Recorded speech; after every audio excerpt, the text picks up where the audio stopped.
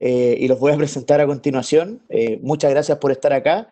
En primer lugar, quiero presentar a Gonzalo Galindo de Cemex Ventures y a Mauricio Matus de Maciza Lab.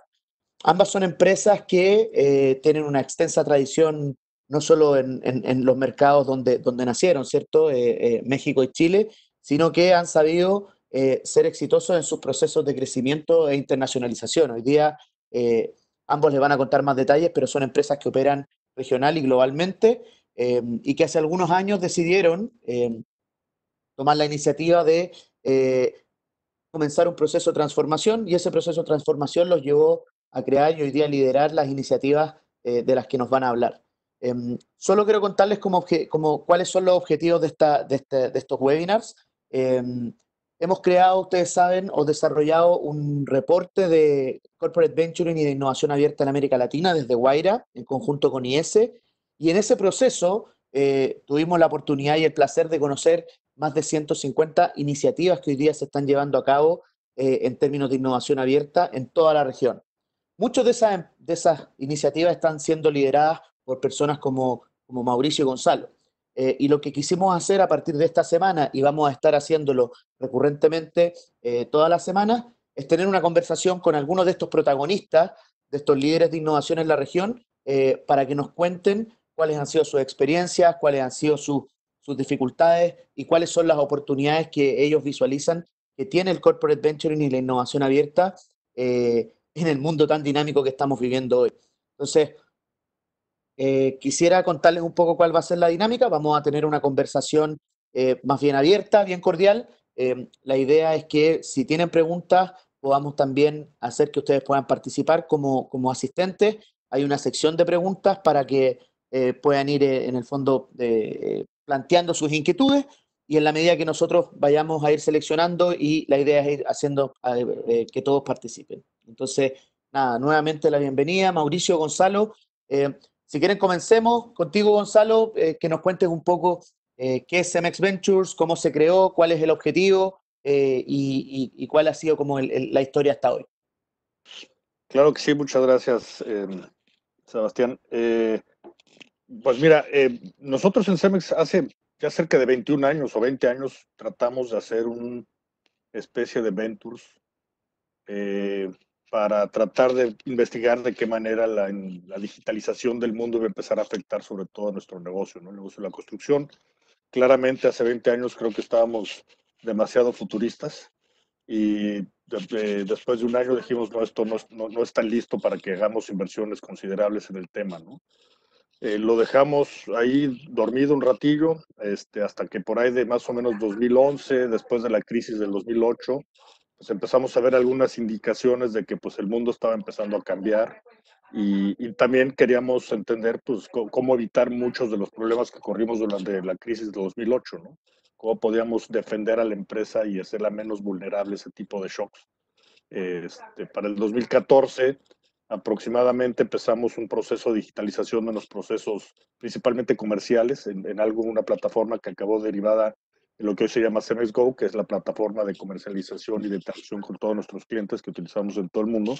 Y de ahí empezó cada vez más fuerte el tema de, bueno, pero ¿cómo va a ser que la industria va a cambiar y cómo Cemex, nosotros como productores de materiales de construcción, que somos una industria muy tangencial a toda la cadena de valor de la construcción, íbamos a ser afectados, ¿no? Y de ahí fue que se nos ocurrió organizar esto que hoy llamamos eventualmente Cemex Ventures, eh, que creció más que nada con un índole más estratégico que de innovación abierta per se. O sea, nosotros lo que queríamos tener originalmente es un grupo de gente que no estuviera contaminada por el grupo, por el negocio core y que tuviera la capacidad de estar leyendo constantemente cómo va evolucionando la industria, cuáles son los puntos de dolor, qué tendencias, qué está diciendo la gente y en función de ellos pues, empezar a cambiar un poco la conversión estratégica hacia el centro de Cemex y de alguna manera empezar a hacer algunas tesis de inversión que nos llevara eventualmente a invertir en startups o en negocios o en modelos de negocio que ojalá algún día empiecen a redituar como líneas de negocio nuevas para Cemex y que nos ayuden de alguna manera a hacer una compañía que pudo más o menos navegar los mares de disrupción que eventualmente van a pegar cada vez más fuerte en la industria de la construcción. Y te digo, empezamos hace 3 años con la única convicción de que estábamos completamente seguros de que no teníamos ni idea de qué estábamos haciendo, pero entusiásticamente lo hicimos y aquí estamos 3 años después, ¿no? No, buenísimo, buenísimo. En el caso de ustedes, Mauricio, comenzaron también en el fondo de una manera también súper exploratoria, con el lab, con algunos inicios también. Tuvieron un despliegue regional súper fuerte, hoy día están mucho más focalizados. Cuéntanos un poco de cómo fue esa experiencia. Em, Pasa algo parecido que con Cemex Ventures, que en Maciza Lab empiezan a ser como una organización orgánica, o sea, que va mutando su rol. Poco de historia bien resumida, pero Maciza tiene desde su inicio en el ADN innovar. O sea, partiendo desde que Maciza nace después del... ¿Me escuchan bien, verdad? ¿Sí? Sí, perfecto, perfecto. Del terremoto de Valdivia, que es uno de los más grandes de la humanidad. Se trae la tecnología tablero de partículas desde Alemania, apoyado por el gobierno. Entonces, tiene un inicio bien de startup, y así sucesivamente. Fue la primera empresa en traer la tecnología de tableros de fibra, la primera en integrarse con sus canales de distribución con la red Placa Centro, la primera en conectarse con la academia, con el concurso de diseño Maciza. Y en su ADN ha tenido como históricamente un ADN innovador, ¿no? Pero hace como 10 años atrás empieza ya a formalizarse todo esto en un área de innovación. Y en esa área de innovación empiezan a hacer el concepto Maciza Lab como un espacio, así como lo decía Gonzalo, en donde personas un poco desconectadas del negocio tradicional y no contaminadas por los objetivos del día a día del negocio, empiezan a conectarse con el ecosistema. En México, tú lo dijiste, en un momento que Macizo tenía mucha presencia internacional, y así, bueno, empezamos a madurar el proceso de innovación en Maciza, a formalizarlo a través de un área. Hace alrededor de 5 años, 2015, empezamos a entender que en la industria en que estamos, había que ser un poco más ambicioso en cómo innovar y que esa innovación viene principalmente del ecosistema. Cuando uno en este tipo de empresas que son muy industriales y más cercanas al commodity, la innovación siempre tiende a mejorar tu negocio actual. Entonces, cómo podemos romper nuestro modelo de negocio, había que conectarnos con emprendedores. Y empezamos a hacer los primeros ejercicios de inversión en etapas súper tempranas, eh, y que al día de hoy nos ha llevado a tener un brazo externo como Maciza Lab, en donde nos conectamos con startups, invertimos en ellos, pero también en fortalecer nuestra lista interna de cómo esa innovación del ecosistema la podemos conectar con la empresa y trabajamos como área en esta bimodal. No, buenísimo. En ese sentido, Mauricio, y vuelvo de inmediato con Gonzalo, en este proceso de tener cierto, una mirada hacia afuera y conectarla con startup y una mirada hacia adentro, ¿cuáles han sido como los focos que han establecido en ambos puntos? O sea, ¿cuáles son como las principales directrices que tienen cuando miran y buscan algo hacia afuera?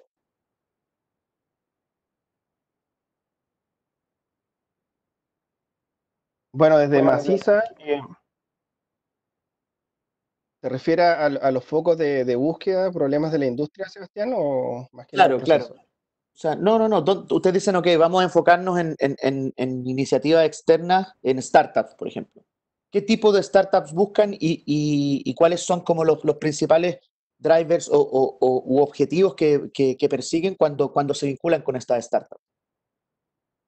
Em, sí, la industria de la construcción es una industria altamente desafiada, me imagino que Gonzalo ahí tiene también más información, pero yo quiero sacar dos datos súper importantes. Lo primero es que en Latinoamérica, en Chile también, existe un gran déficit de vivienda. O sea, en Chile se estima que más de 2 millones de personas tienen necesidades de vivienda. En el Caribe, América Latina, también hay estudios que dicen que 9 de 10 personas viven en viviendas que requieren, que no son cómodas, que tienen problemas en su construcción. Entonces, es una industria con muchas necesidades, pero que tiene muchos problemas de productividad, que ha estado estancada, y nosotros en ese contexto también tenemos un rol de cómo conectamos a Maciza y su estrategia de transformación con estas oportunidades de la industria.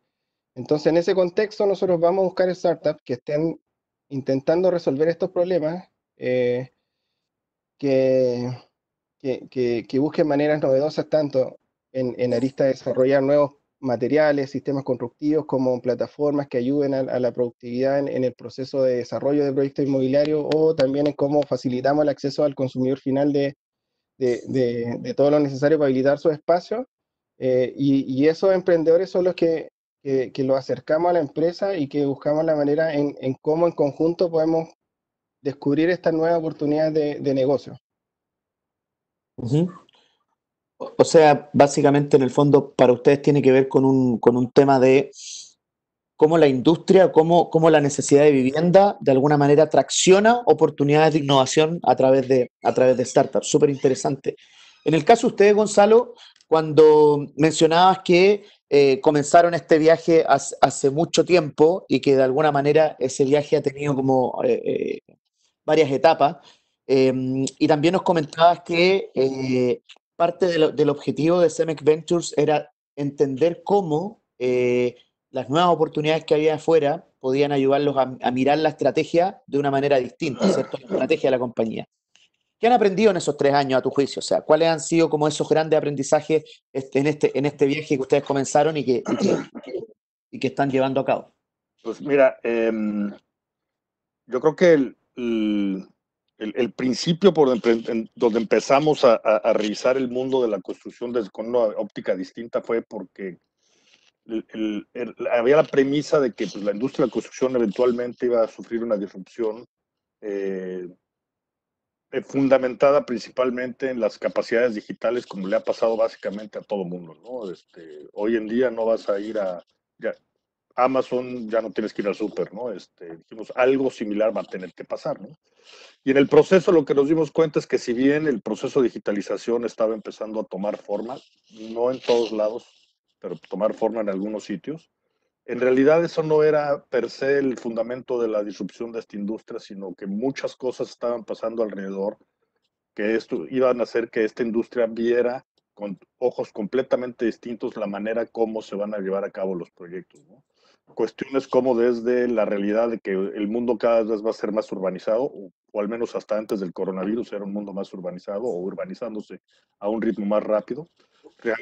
Condiciones reales como que nuestra huella de carbono tiene que cambiar y tiene que modificarse, y todas las cuestiones ambientales, la realidad de que en algunos mercados la mano de obra calificada cada vez va a ser más difícil de conseguir.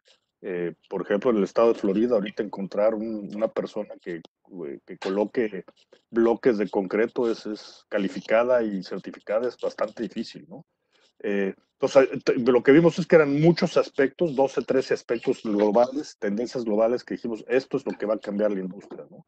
Y por ende tenemos que pensar distinto en la manera como tenemos que hacer proyectos y por ende tenemos que pensar distinto en la manera como construir las cosas y por ende tenemos que pensar distinto en cómo surtir y proveer materiales de construcción, ¿no? Y ahí fue donde empezó todo el cuestionamiento estratégico de CEMES de cómo empezar a modificar nuestra estrategia y cómo empezar a modificar nuestra filosofía de innovación. Y como el mismo caso de Mauricio Maciza, bueno, pues obviamente estamos muy enfocados en cómo los procesos constructivos van a evolucionar, cómo van a evolucionar los materiales para poder hacer esos procesos constructivos del futuro, cómo vamos a poder reducir nuestro impacto ambiental sustancialmente en una sociedad que cada vez va a estar más preocupada al respecto, cómo vamos a hacer para poder reducir los déficits de vivienda que hay en todo el mundo, pero al mismo tiempo cómo hacer infraestructura que sea un poco más flexible y resiliente para diferentes temas. Uno de los temas que nos está saliendo ahorita con el COVID es cómo podemos diseñar futuro infraestructura en ciudades que permita cachar este tipo de crisis más fácil, ¿no? De que no tengamos de pronto un déficit de camas de hospital porque simplemente cuando se hizo el hospital se empezó en 300 camas y no se pensó en cómo hacer de esas 300, 600 cuando haya un problema, ¿no? Y cosas de ese tipo, ¿no?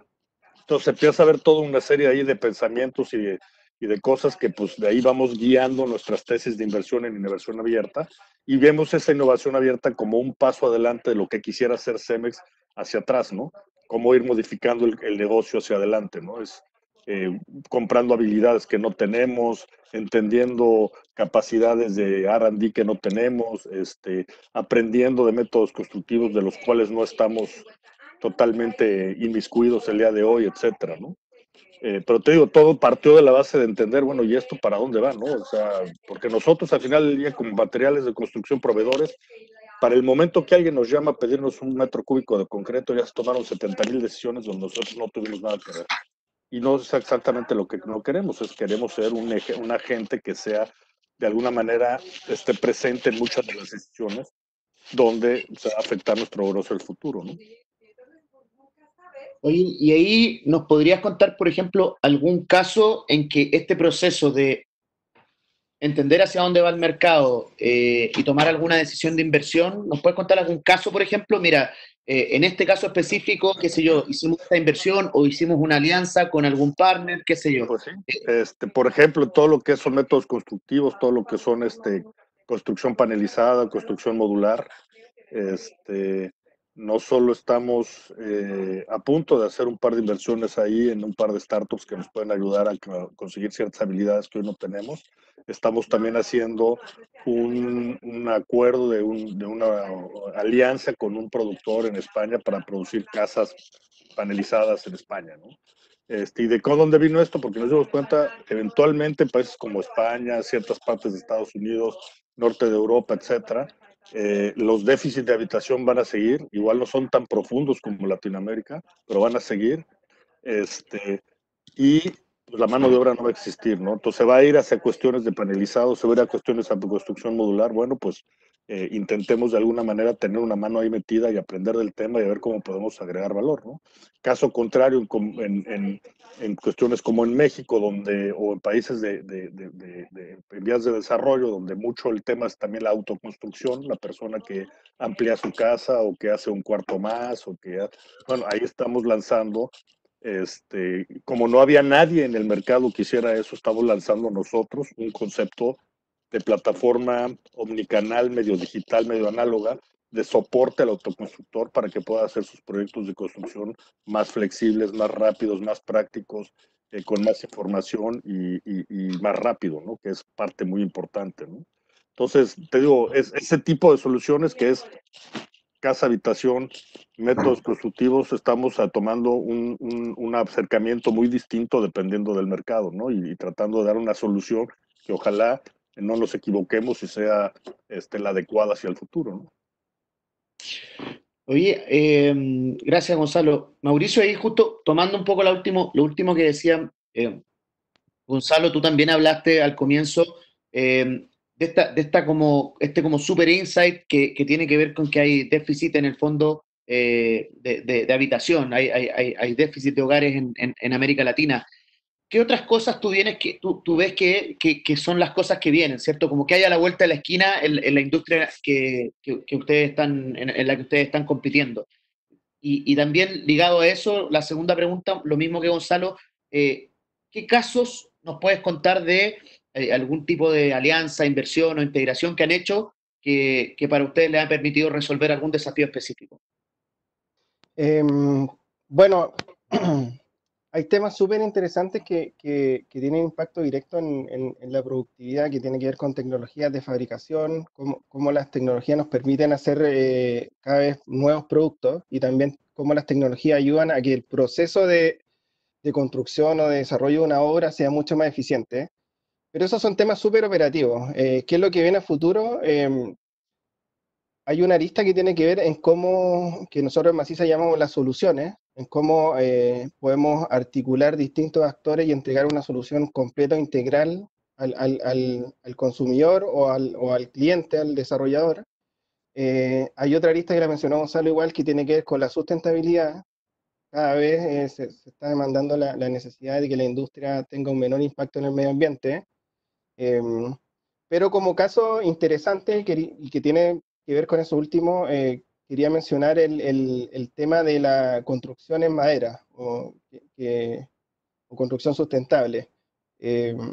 En Chile, hace 2, 3 años atrás, que la madera pasó a ser el segundo sistema constructivo después del hormigón, ahí que es el negocio principal de Gonzalo, y se estima que de aquí al 2030, un 30% de la construcción va a ser en construcción en madera. Entonces, una industria que es sustentable, que está siendo valorada por el consumidor. Nosotros hace casi 3 años atrás invertimos en una empresa, se llama Elige Madera, que en ese momento tenía el primer software que facilitaba la construcción en madera, que tiene todavía muchos desafíos como industria para poder madurar a nivel mundial. Eh, en ese momento, bueno, invertimos justamente con la intención de entender esta industria, y recién 2 años después o 2 años y medio después empezamos a entender cómo integrarnos con esta startup y nos dimos cuenta de las posibilidades que teníamos nosotros como articulador de la industria, de las posibilidades que teníamos al ser parte de la industria forestal, y cómo en conjunto con esta empresa ahora hay todo un debate en Maciza, a nivel estratégico de cómo, que no estaba en el radar original, de cómo Maciza puede ser parte de esta nueva ola de construcción sustentable, construcción en madera, de las cuales aportó el conocimiento que podemos tener de tener una startup que nos ayudó a entenderla. Entonces ese es un caso súper interesante, que te puedo mencionar. Obviamente nosotros ahora tenemos casi 16 inversiones activas, todas tienen un rol, y todas nos ayudan a entender algún problema en la cadena de valor, pero el tema de la construcción en madera es un tema muy potente que cada vez está creciendo y donde hay muchos organismos, en Chile, existe la CORMA, Madera 21, pero a nivel mundial que están fomentando este tipo de construcción. Perfecto, muy, muy interesante todo el tema, principalmente de cómo puede cambiar un sistema constructivo que utiliza otro material base, ¿cierto? O sea, un poco hemos tenido fuera de este webinar muchas discusiones sobre eso también. Oye, y quizás como llevándolo a un siguiente nivel, ¿cierto? Hablamos un poco de qué es de cómo la industria se está transformando, de cómo esto le está pegando a su estrategia, de cómo ustedes tienen conversaciones, de que esto se puede resolver con partners. Pero acá hay una pregunta, de Jaime Ríos, la voy a tratar como de formular. El siguiente nivel es como decir, ya, ok, pero esto no es mágico, ¿cierto? Se tienen que generar ciertos procesos internos, ciertos mecanismos de trabajo, etcétera, etcétera.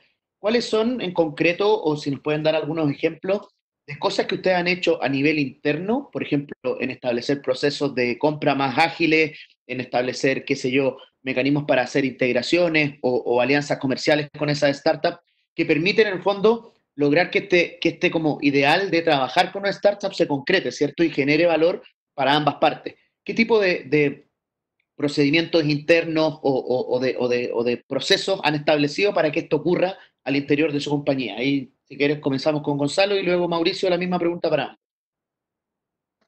Bueno, buena pregunta y claramente yo creo que uno de los retos más fuertes en todo este proceso es exactamente eso, ¿no? Es cómo hacer que el negocio core sea, esté ameno a todos estos cambios y a todas estas distintas formas de hacer el negocio. En nuestro caso, sí hemos trabajado mucho en cómo eficientar todo el proceso de la inversión que vamos a hacer, hacerla rápida, eficiente. De hecho, Cemex Ventures está prácticamente como una entidad separada que tiene prácticamente un proceso de autorización de inversiones específico, etcétera. Hemos hecho mucho trabajo para conectarnos también con otras áreas que son importantes en todo este proceso de innovación, como la gente de I+D, la gente de tecnología, la gente de sustentabilidad, inclusive la gente de comunicación, imagen de Cemex, para estar seguros que todo eso tenemos un proceso flexible.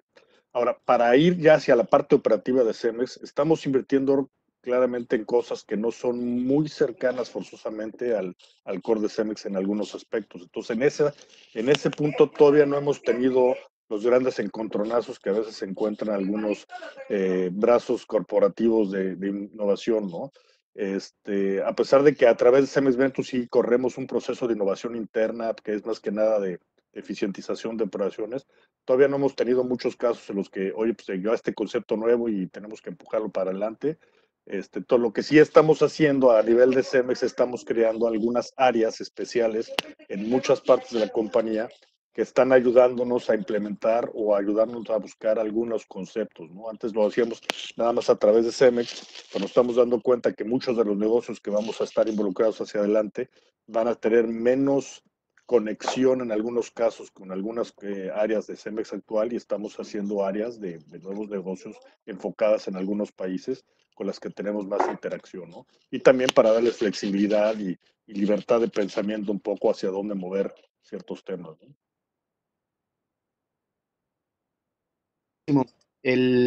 Solo como para complementar, ahí quizás hablaste de que ustedes también tienen un departamento de I+D. ¿Cómo interactúan? ¿Podrías pensar cuál es, por ejemplo, la diferencia entre el objetivo de un departamento de I+D al interior de una compañía como Cemex y el rol de Cemex Ventures? Porque en algunos casos se puede confundir, ¿cierto? ¿Cómo se complementan? Se puede llegar a confundir, pero yo creo que la frontera más clara, ellos sí hacen un trabajo más profundo científico, a ver, productos, cómo quitarle la huella de carbono a al cemento, ¿no? O al concreto, o qué sustitutos va a haber, etcétera, ¿no? O cómo podemos ayudar a este productor de casas modulares o panelizadas a tener un producto mejor, más barato, más, etcétera, ¿no?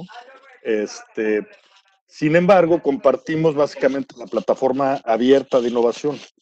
Nosotros llevamos un CRM donde ellos tienen todos sus contactos ahí metidos, toda su información metida, y lo compartimos, y básicamente hablamos con ellos 4 o 5 veces a la semana, y tenemos proyectos conjuntos de mucha manera, etcétera, ¿no? Entonces, pues somos separados, pero básicamente somos el mismo equipo al final del día. No, buenísimo, buenísimo. Oye, Mauricio, en el caso de ustedes, también en el fondo tienen como un área que están potenciando interna y otra externa. Volviendo quizás a la pregunta original de Jaime, ¿cómo pasa como ya en la interna, ¿cierto? O sea, definen que hay una oportunidad, que de alguna manera hay una startup o un partner que parece que podría resolverlo. ¿Cómo se establecen los procesos internos? Y yo creo que ahí el rol tuyo en el lab juega como un papel súper importante. ¿Qué es lo que pasa ya en la cancha, ¿cierto? ¿Cómo opera en el caso de ustedes? Bueno, una súper buena pregunta de Jaime, y la respuesta básica es que algo que no está resuelto. O sea, hay que partir de la base que la empresa, la gran empresa, no tiene los procesos necesarios para conectarse con una startup. Hablan distintos idiomas, están en distintas etapas de desarrollo, tienen distinta velocidad, y ahí las áreas de innovación pasan a ser como este intermediario que trata de ser el traductor, por decirlo de una manera, o el buffer, que trata de nivelar un poco las conversaciones. Uno puede definir procesos, nosotros lo hemos hecho, pero al final, cuando vemos posibilidades de integración, vemos caso a caso cómo hacerlo y cuál es la mejor forma de hacerlo. Sí, obviamente que de manera interna estamos organizando comités con distintas áreas que son los que nos ayudan a priorizar y darle visibilidad a los casos de integraciones. Y caso a caso se van viendo posibilidades, por ejemplo, ver si hay espacio de generar mejores condiciones de pago, si es que el acuerdo comercial en caso de llegar se puede flexibilizar de alguna manera.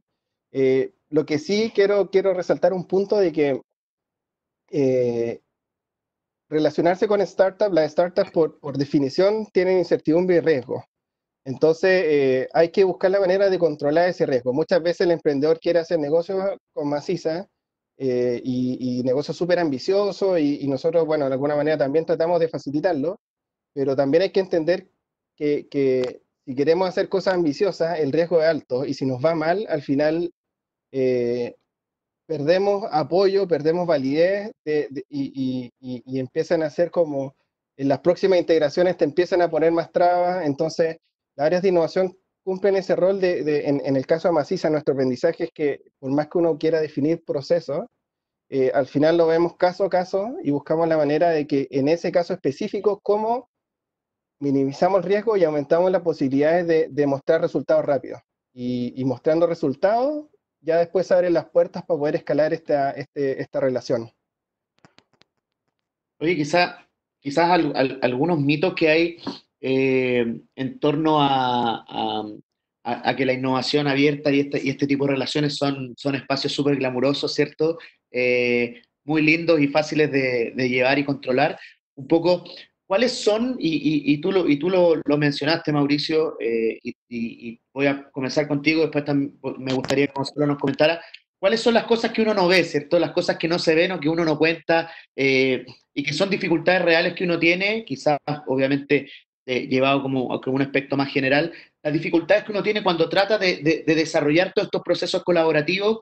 Yo imagino, y a nosotros también nos pasa en Telefónica, que se generan fricciones al interior de la compañía, qué sé yo, uno de repente toma decisiones sobre avanzar por un lado y quizás por el otro, o sea, qué tipo de fricciones uno puede identificar y qué tipo de hacks o trucos que ustedes han logrado como implementar para poder de alguna manera evitar o de alguna manera disminuir esas fricciones. ¿Qué pasa ahí en el proceso de trabajar con una startup y con el corporativo? Súper interesante tu pregunta, Seba, porque en realidad no son procesos fáciles, son procesos complejos, son procesos de mucho desgaste, son procesos que tardan meses. Entonces, hay mucho camino por recorrer cuando uno quiere lograr una integración con una startup. O sea, muchas veces las expectativas de la realidad son súper diferentes a las expectativas del emprendimiento. Y yéndome a un caso, a un tema bien puntual, hay que entender que todas las decisiones de análisis de proveedores, de análisis de inversión, de CAPEX, por ejemplo, son procesos o procedimientos que las compañías tienen establecidos, donde se hacen análisis de mercado, o casos de negocio, y cuál es el retorno de la inversión. Y bueno, y todos los que están en el lado del emprendimiento saben que sentarse a hacer un flujo de caja en una etapa inicial no tiene mucha validez. Entonces, nosotros como área, bueno, ¿cómo logramos hacer conversar estos dos mundos? ¿Cómo logramos hacer conversar al grande que necesita datos de análisis financiero, evaluación económica, para tomar una decisión con una empresa en donde sus proyecciones pueden cambiar día a día o mes a mes? Y ahí es donde, bueno, buscar una forma de traducir, de cómo hacer conversar a los dos, llegar a un punto intermedio en donde el startup nos muestre, nos pueda demostrar un potencial de impacto y cómo nosotros, la habilidad que tenemos como área es cómo ese potencial de impacto lo logramos traducir en el lenguaje en que Maciza quiere escuchar ese impacto, que tiene que ver con retorno a la inversión, con impacto en el EBITDA. Y ese es uno de los desafíos como que nosotros como área tenemos más importantes y que no es fácil y que tarda muchas reuniones, varios meses de trabajo pero que cuando existe la posibilidad, nosotros nos ponemos en campaña y buscamos la manera de poder avanzarlo más rápido. Pero ese es un punto súper importante, Sebastián, que a nosotros nos pasa.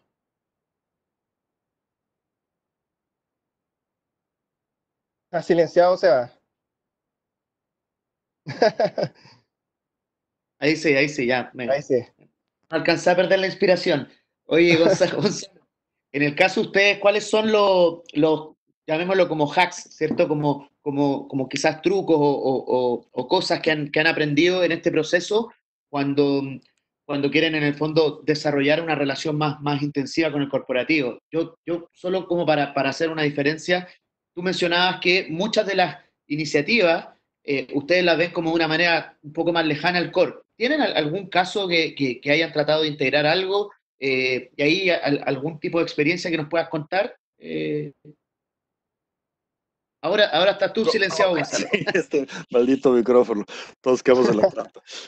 Mira, como te mencionaba al principio, yo creo que mucho del esfuerzo que hicimos desde un principio fue más allá de ponernos a invertir en innovación, fue entender mucho de lo que estaba pasando en la industria, en la cadena de valor de la construcción, ¿no? Creo que eso es repetitivo, pero como productor de materiales de construcción estás muy tangencial. Muchas cosas pasan que tú ni te enteras.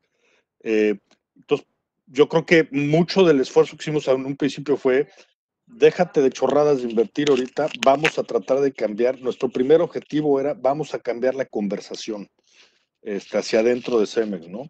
Y metimos mucho esfuerzo en tratar de que la conversación, especialmente en ciertos foros, en los tipos del comité ejecutivo, en los equipos directivos, empezara a migrar, a hablar de cómo vamos a manejar la oferta-demanda del cemento aquí y allá, etcétera, a cuestiones más de qué oportunidades tenemos en esta ciudad, porque el mundo en esta ciudad va a cambiar de esta manera, ¿no? Y de ahí se empezó a cambiar ya mucha conversación. Ahora, esa conversación obviamente no la llevas a toda la organización, la tienes en cierto nivel nada más, ¿no?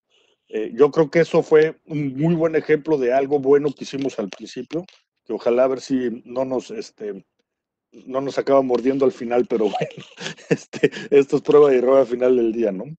Pero sí hemos tenido casos buenos y malos de integraciones que se vean muy obvias, este, que por alguna razón no pasaron o se pasaron muy fácil. Por ejemplo, una compañía que invertimos que tiene que ver con sensorización del concreto, dijimos es que esto a cualquier persona que está metida en el concreto les debe de gustar.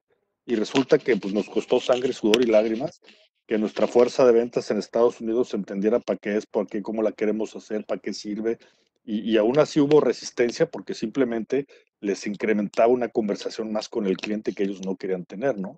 Sin embargo, en temas de supply chain, de materiales, etcétera, tenemos ahorita una fila de toda la gente relacionada con supply chain en los países pidiéndonos ayuda en, oye, ¿conoces una solución que haga esto? ¿Conoce a alguien que haga esto? Etcétera, ¿no? Entonces, pues ahí es un balance porque tampoco queremos estar tan metidos en la parte operativa del day to day de cómo va a manejarse las cosas, ¿no? Si no perdemos nuestro valor estratégico que le queremos dar al tema del Venture, ¿no? Oye, buenísimo. Y ahí quizás una pregunta la voy a complementar con una pregunta acá de Jairo Vázquez, ¿ok? Ahí yo veo que la lógica de Cemex es muy interesante porque salen un poco como del corporativo y tratan de ser una punta de lanza para el desarrollo futuro de la compañía. Y ahí en la interna entonces, como equipo, ¿cómo están organizados? ¿Cómo entonces Cemex Ventures genera como su estructura organizativa? O sea, ¿cuáles son los roles principales y cómo los desarrolla? Pues mira, nosotros tenemos un pequeño grupo de gentes que está haciendo lo que le llamamos el insight. Esos son los que están tocando puertas, preguntando, hablando con gente, que hablan desde con un fontanero hasta con un arquitecto, un ingeniero, una constructora. Están constantemente tratando de entender qué es lo que está pasando por la cabeza de la gente. Esos eran dos gentes y medio, porque nos combinamos mucho de la gente por muchas funciones, ¿no? Aparte, esa gente no solo está todo el tiempo haciendo insight, también está ayudando un poco en lo que es hacer el deal flow. Nosotros hacemos una cosa que llamamos el Startup Competition todos los años. Esa gente es la misma que organiza el Startup Competition, que es invitar emprendedores a que den sus ideas, sus propuestas, etcétera. Este va a ser el cuarto año que lo organizamos. Es una competencia donde recibimos cerca de 700, 800 startups cada año, de gente que nos propone sus soluciones, etcétera. Y no solo es simplemente traerlas y filtrarlas, etcétera. Es también, por ejemplo, este año lo hicimos con socios, es toda esta competición, ¿no? Este, también tenemos un segundo grupo que es lo que yo diría que es la parte pura y dura de Venture Capital, que son también dos gentes y media, tres quizá, que eso sí están manejando el deal flow, hablando con startups, hablando con otros corporate ventures, hablando con otros venture capital funds, invirtiendo, haciendo due diligence y luego también administrando las startups. Que están ahí, que por ejemplo ahorita en el coronavirus, muy activos, cómo vas, cómo andas de cash, qué es tu plan, cuál es tu contingencia, cómo la ves, vas a subsistir, no vas a subsistir, y todas esas preguntas que nos pasan por la cabeza. Este, eh, Luego tenemos un pequeño grupo que hace la innovación interna, que es básicamente la innovación interna de CEMES, que es un proceso interno de eficiencia, de mejora continua, etcétera. Son dos personas nada más que están coordinando a todos los países. Y en alguna época de nuestra vida creímos que incubar algunas ideas por nosotros mismos fuera una buena idea en Cemex, cosa muy distante de la realidad. Incubar dentro de una corporación grande es como tratar de viajar al sol de día. Quema mucho, pero bueno, mal que bien ahí acabamos con un par de conceptos funcionando, uno en Colombia, otro en México, que ahí sí son un grupo son un par de compañías que ya tienen como 10, 15 empleados cada una, haciendo cuestiones en autoconstrucción en México, en supply chain en Colombia, y básicamente ese es el equipo, ¿no? Poco más grande que un venture normal, pero tampoco somos un venture normal, ¿no? Y ahí mi cálculo es que deberían ser entre 8 o 10 personas, más o menos. Por ahí, sí, por ahí. Ya. Quizá Generar 10. un equipo. Ya, perfecto, perfecto. En el caso de ustedes, Mauricio, ¿cómo están organizados en términos de estructura, roles, etcétera? Sí, bueno, nosotros somos más pequeños. Como área de innovación estamos dentro del marco del área de transformación. Entonces, somos parte de la transformación de Maciza y parte de un ecosistema interno, como decía Gonzalo también, en donde hay proyectos de transformación interno, intraemprendimiento, que son los que se llevan más el peso de la innovación interna. Nosotros lo apoyamos, pero nuestro rol principal está en administrar la innovación abierta y la conexión con la estrategia de transformación. Entonces, eh, nosotros actuamos como project managers y tenemos tres roles principales. Uno tiene que ver con administrar el portafolio en cómo, y nuestro rol más de aceleradora o inversionista, en cómo eh, eh, facilitamos procesos de inversión y administramos nuestras inversiones, cómo los apoyamos, que como decía Gonzalo también, en este contexto estamos muy enfocados en cómo superar la contingencia. Hay un segundo rol que tiene que ver con cómo nosotros miramos hacia adentro de la organización y tenemos un portafolio de desafíos de innovación priorizado que nos permita darle foco a toda nuestra estrategia de innovación abierta. Y el tercer rol tiene que ver en cuando estos dos mundos, tanto la innovación interna como la innovación abierta, se juntan, lo que nosotros llamamos desafío en ejecución o procesos de integración. Y ahí también nosotros actuamos como un intermediador en desarrollar todos estos casos de integraciones comerciales, de casos de negocio y poder justificar este proceso de integración y después darle seguimiento a que la ejecución sea exitosa y al resultado, al impacto. Buenísimo. Oye, y ahí una pregunta más, nos quedan, qué sé yo, 10 minutos. En torno a lo mismo que es un tema que me parece que es súper interesante y que se habla poco. Tenemos entonces la parte estrategia, tenemos la parte proceso, tenemos la parte equipo y la parte que todo el mundo pregunta, ¿cierto? La parte resultado. Ahí yo he escuchado que obviamente, ¿cómo miden ustedes que lo que están haciendo de alguna manera está cumpliendo con las expectativas que ustedes tienen en términos como equipo, pero también con las expectativas que tiene la compañía de la unidad?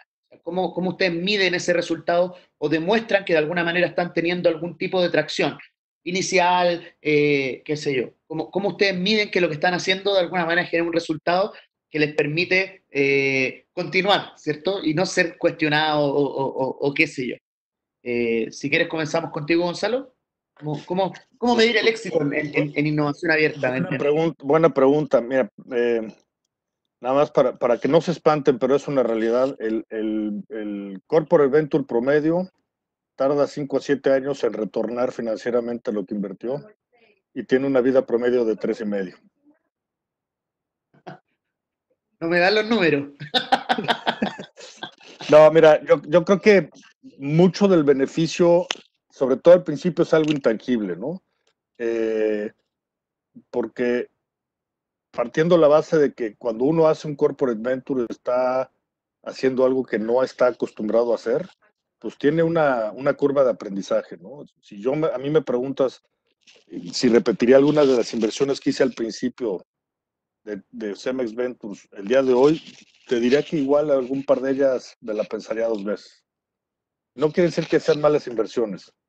Yo creo que simplemente no habíamos entendido bien qué tipo de conceptos son los que a Cemex les convenía invertir desde el punto de vista no solo estratégico, económico, etcétera, sino a qué tipo de inversiones Cemex iba a poder hacer las más exitosas en función del pensamiento estratégico que traíamos, ¿no? Yo creo que eso nos tardamos en entenderlo y también nos tardamos en entender un poco. Uno se va muy fácil con el glamour de decir, no, hombre, vamos a invertir en startups y mira, estos Venture Capital, qué bien les va, etcétera.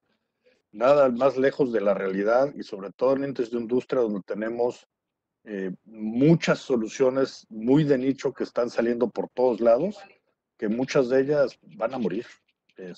Y va a ser un dinero tirado a la basura en muchas de esas inversiones.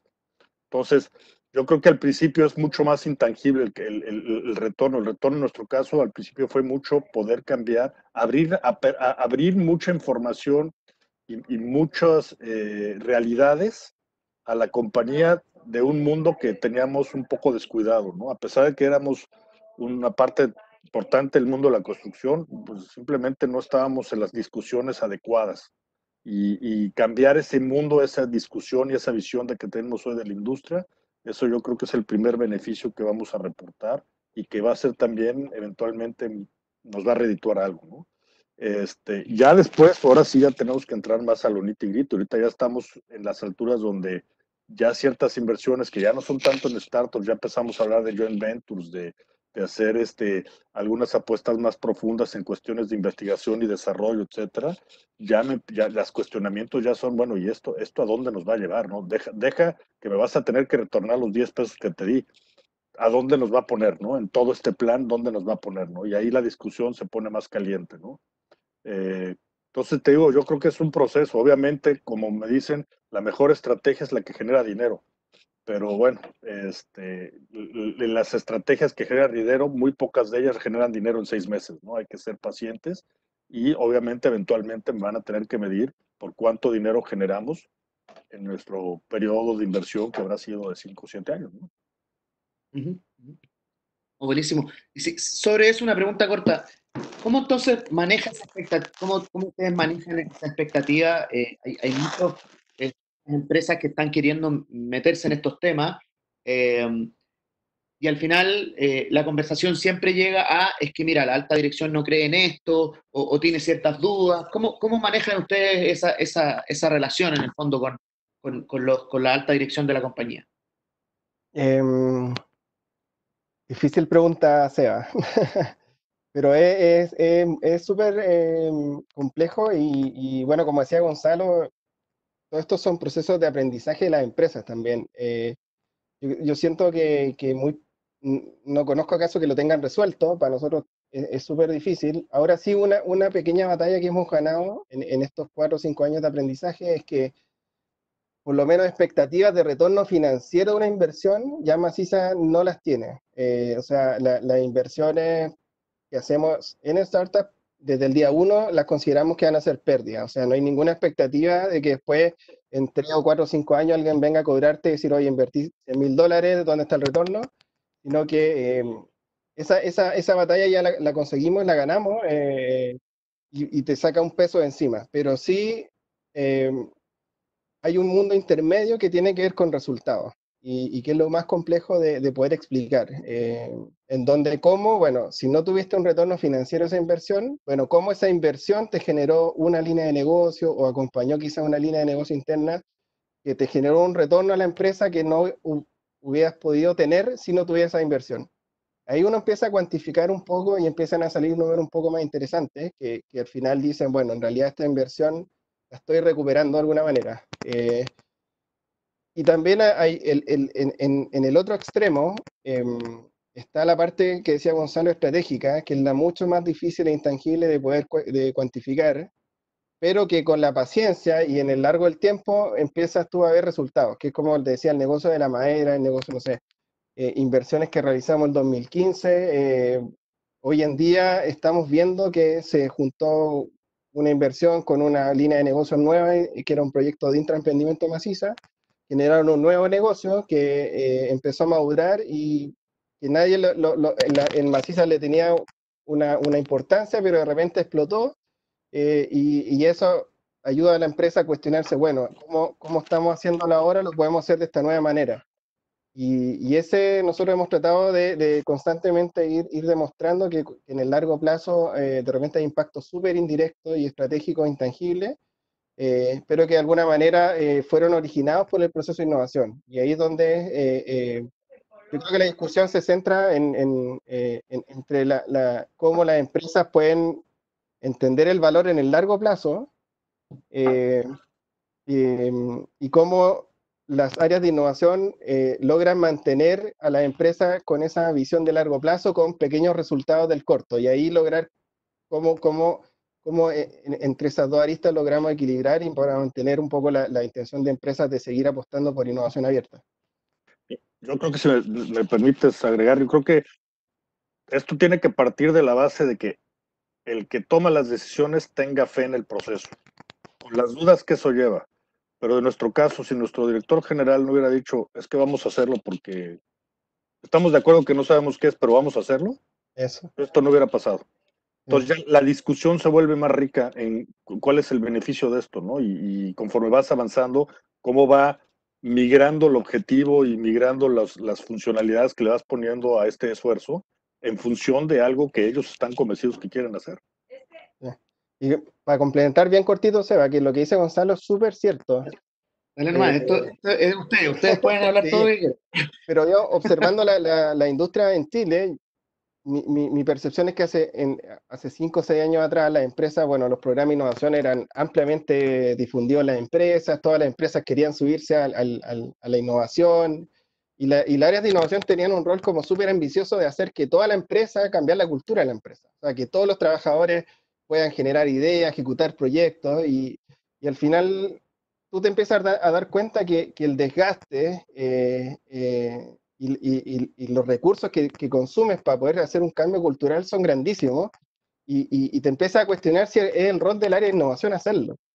Y al final, bueno, lo que nosotros hemos aprendido en Maciza es que el área de innovación es parte de un cambio cultural, pero no el responsable. Y ahí es donde uno pasa de tener una visión de decir, bueno, quiero que toda mi empresa sea innovadora, a decir, no, mira, acá tenemos que acotarlo, necesitamos un apoyo directivo que tenga la visión acotado, porque si no, y así enfocamos nuestro esfuerzo en ejecutar. O sea, nos quitamos el peso del cambio cultural y nos enfocamos en ejecutar, y ahí es donde dice Gonzalo que pasa que al final la innovación pasa a depender de un pequeño grupo que tiene una visión, que acá en Chile le decimos de guata, porque no están los números, no puede hacer estudios de mercado, análisis de negocio para decir para dónde apostar, sino que, bueno, de guata para dónde vamos, y en base a ese input nosotros vamos y ejecutamos y después en el camino vamos entendiéndolo, pero y eso también tiene su contra, que pasa que al enfocarte en un área más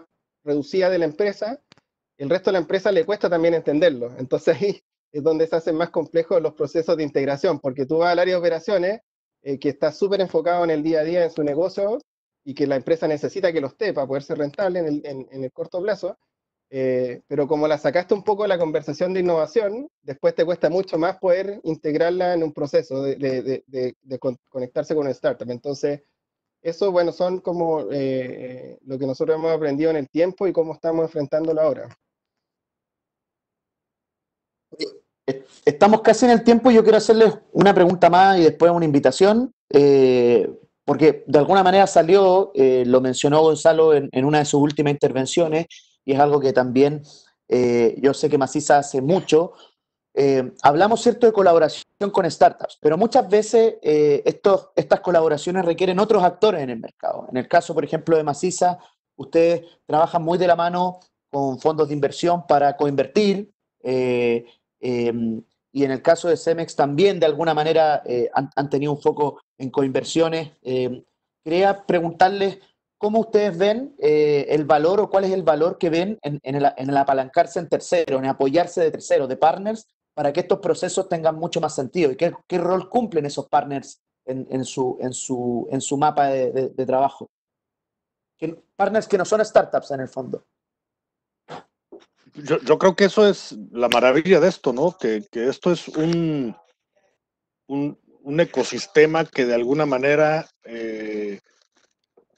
trata de generar bien al ecosistema mismo, ¿no? Y ser parte de ese ecosistema es parte de lo que estás tratando de hacer a partir de generar estos grupos de innovación, ya sea un lab, un Ventures, lo que sea, ¿no? Es una manera de conectarse con gente que está preocupada por buscar esa innovación y de platicar libremente y en términos amenos, que es lo que cada quien trae en la cabeza sin ser juzgado ni nada, ¿no?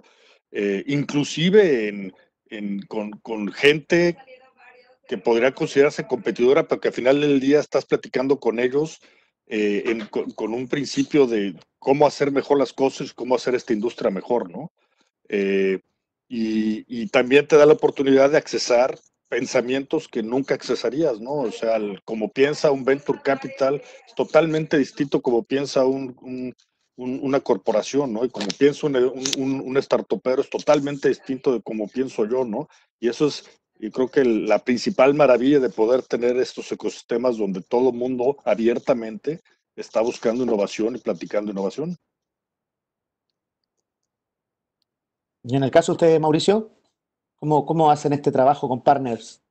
¿Y qué rol Sí, o cumplen? sea, Gonzalo lo dijo súper bien, o sea, uno como área de innovación de una empresa no puede abstraerse del ecosistema. Si al final acá hay un ecosistema de distintos actores que necesita que haya más emprendedores, que necesita que haya más financiamiento, que necesita que haya más madurez de empresa en conectarse con startups y uno como área de innovación tiene que aportar ese ecosistema. Nosotros lo hacemos desde financiar hasta participar de mesas de trabajo. Bueno, con Telefónica hemos también hecho mesas de proceso y conversación en relación a cómo las empresas se conectan con startups. Con Cemex Ventures llevamos desde el año pasado conversando y viendo qué cosas podemos hacer en conjunto porque nos sentimos súper parecidos en una industria. Dentro de la industria estamos en negocios distintos, pero a nivel de proceso de innovación tenemos muchas similitudes. En Chile participamos de la Alianza Construir Innovando con la Cámara Chilena de la Construcción, para que este organismo, que es súper importante acá en Chile, empiece a madurar también y aportar al ecosistema. Eh, Participamos también de Madera 21, que es una instancia en Chile en cómo se fomenta la construcción en madera, y de distintas maneras lo hacemos. Participamos en directorios, mesas de trabajo, invertimos, eh,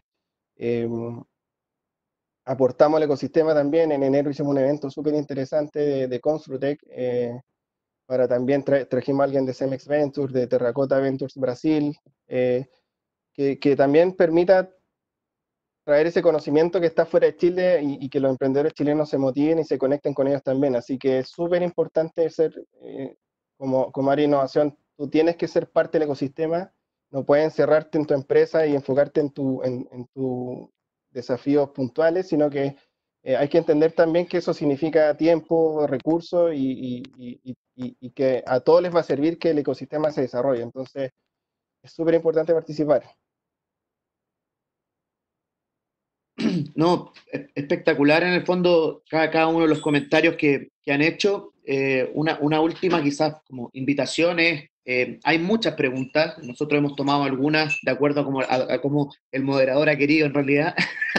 Eh, pero también a cómo la conversación se ha ido dando y hay muchas preguntas que todavía están sin responder. En honor al tiempo, me gustaría, y dado que ha habido mucho interés en las experiencias de ambos, que nos pudieran quizás dejar qué es lo que tendría que hacer alguien que quiere contactarse con Maciza, qué es lo que tiene que hacer alguien que se quiere contactar con Cemex. ¿Hay algún lugar, alguna web, algún correo electrónico, algo para poder en el fondo contactarse con ustedes y saber más o hacerle alguna propuesta de algo? ¿Qué es lo que tiene que hacer alguien que quiere hablar con Maciza? Bueno, mi correo ahí lo pueden publicar, no tengo ningún problema, que es mauricio.matusacuna.com. Tenemos la página macizalab.com también, y ahí también está el formulario de contacto, así que somos un equipo pequeño, así que cualquier correo nos va a llegar igual. Tengan un poco de paciencia así porque estamos con muchos temas y a veces nos demoramos un poco en contestar, pero de todas maneras, alguien preguntó por ahí el tema de eFlow. Nosotros constantemente estamos, todos los meses tenemos reuniones con empresas que nos contactan, con algunas, de acuerdo al potencial que haya de hacer algo en conjunto, avanzamos, con otras no. Y una vez o dos veces al año hacemos procesos de convocatoria de inversión en donde hacemos dirigimos todo el scouting que hacemos dentro de todo el año, pero constantemente nos juntamos con empresas, así que la invitación ahí es a escribirme o a escribir a escribirnos a través de nuestra página, enviarnos información, ahí nosotros analizarla y coordinar alguna reunión, conocernos y ver si es que hay espacios de colaboración, partir. Así que esa es la invitación principal. Gracias a usted, Gonzalo. En nuestro caso, digo, con gusto me pueden contactar, gonzalo.galindo@cemexventures.com, también a través de nuestro website que es cemexventures.com. Si nos quebramos la cabeza en tener todo eso bien hecho. Y igual que en el caso de Maciza, siempre abiertos a discutir, a hablar, a compartir ideas, a compartir potenciales de inversión, y tratar de hacer las cosas lo más sencillo posible.